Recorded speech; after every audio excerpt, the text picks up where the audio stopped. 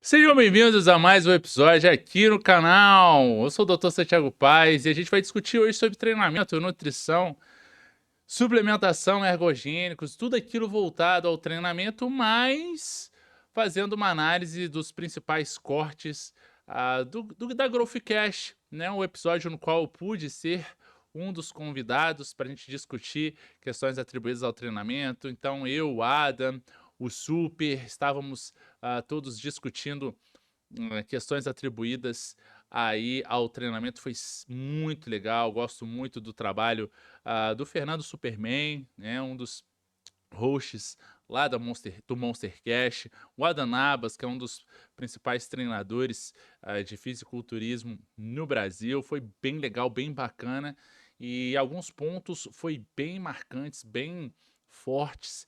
E esse corte vai falar muito sobre o medo que alguns atletas têm de perder o shape.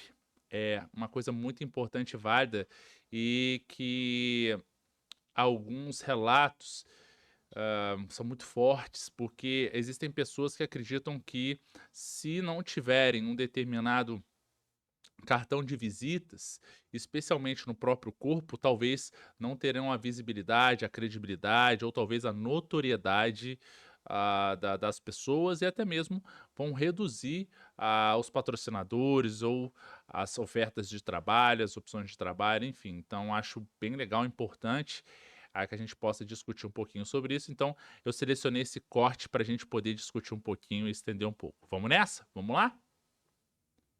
Legal. É importante a gente entender a psicologia, aceitar as pessoas, porque para a gente resolver primeiramente, para a gente resolver qualquer tipo de problema na vida, a gente primeiro tem que aceitar. Então, eu tenho que aceitar que talvez a minha carga de treino ela pode ser demasiada e isso pode trazer malefícios para mim. Sim. Mas eu tenho que romper a mentalidade de que, cara, se eu não botar o shape, as pessoas não vão me respeitar. Preciso botar.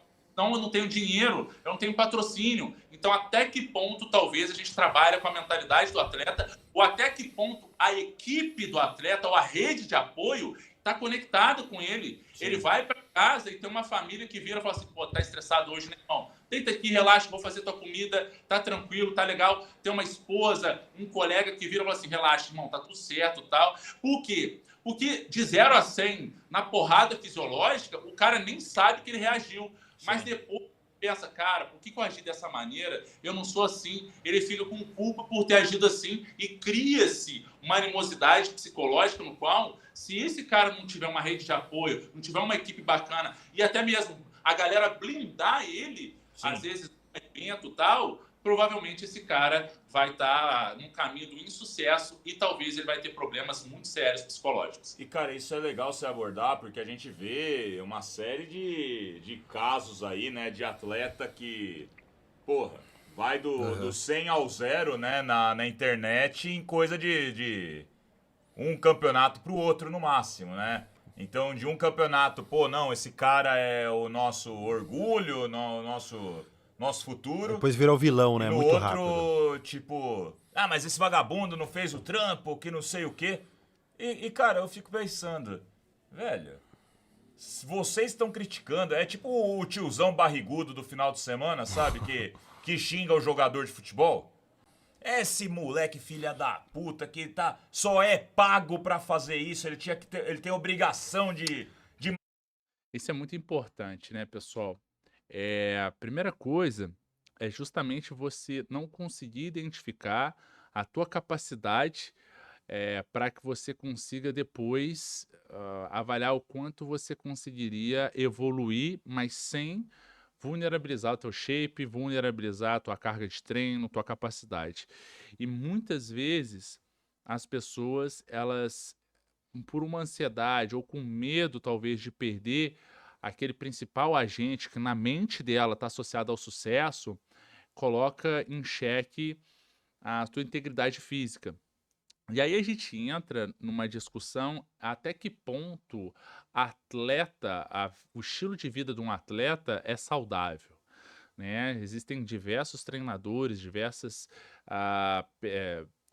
entidades aí do esporte que dizem que o estilo de vida do atleta não é saudável. Mas não entrando nessa discussão, onde eu queria chegar é exatamente isso. A dificuldade, muitas vezes, que o indivíduo tem em reconhecer também que ele pode ter o mesmo apreço social com o conhecimento que ele trouxe das experiências que ele teve como atleta, como a- o suporte, de conhecimento sobre a preparação de um atleta ou até mesmo de como ele poderia estar trabalhando com consultoria, treinando outras pessoas, mas independente daquele shape, né? Independente daquela composição corporal. E muitas vezes, por achar que ele só vai ter esse reconhecimento, ele coloca muito, muito a saúde em risco. E uma das principais questões também com esses atletas é o medo de ter lesão, ou medo talvez de não conseguir sustentar o estilo de vida, ou sustentar as cargas de treino, ou sustentar o que precisa ser feito para ele continuar mantendo aquela condição física.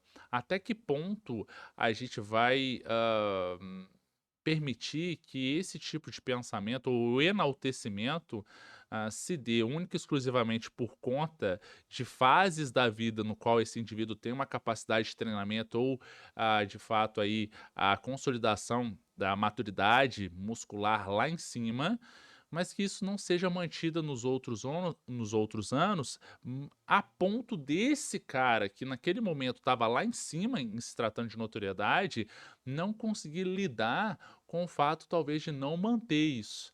Será que nós temos aí essa saúde psicológica, um entendimento desses ex-atletas, ou até mesmo das pessoas que estão trabalhando, ou da rede de apoio que está junto com esse indivíduo, especialmente aqueles que tiveram alguma lesão, ou talvez que foram afastados em decorrência de algum tipo de outra justificativa? Como é que esse indivíduo lida com isso?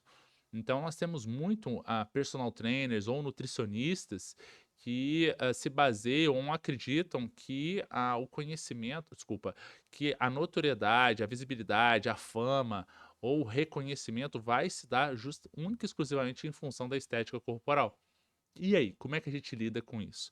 E como é que a gente lida com a ansiedade, talvez do medo de não conseguir colocar aquele shape ou manter aquele estilo de vida? Então, são questões muito válidas e importantes que, na minha opinião, precisam ser levadas em consideração. Isso é muito importante e a gente precisa levar muito isso quando a gente for falar de manutenção e falar que as pessoas elas precisam entender que existe também depois dessa fase de vida, treinamento, existe ainda uma extensão das nossas escolhas ou das nossas missões.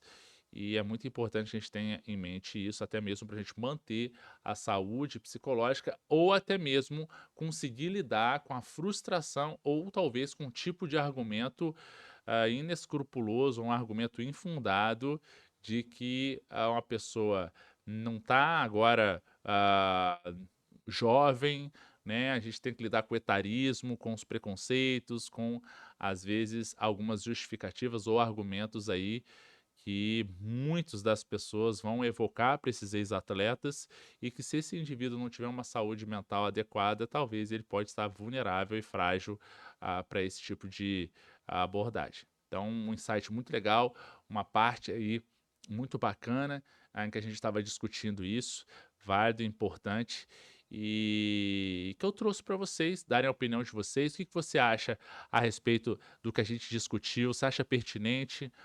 Coloca aqui nos comentários, vem participar da gente, participa conosco dessa discussão e espero que de alguma maneira isso possa ter influenciado aí alguma coisa na tua vida, positivamente, espero, e que a gente possa agora contribuir cada vez mais para a área de nutrição, treinamento, psicologia e estreitar cada vez mais uma possibilidade de a gente discutir e levar cada vez mais saúde para as pessoas, ou pelo menos discutir as dificuldades, os medos, os receios de uma maneira bem leve, saudável e pertinente.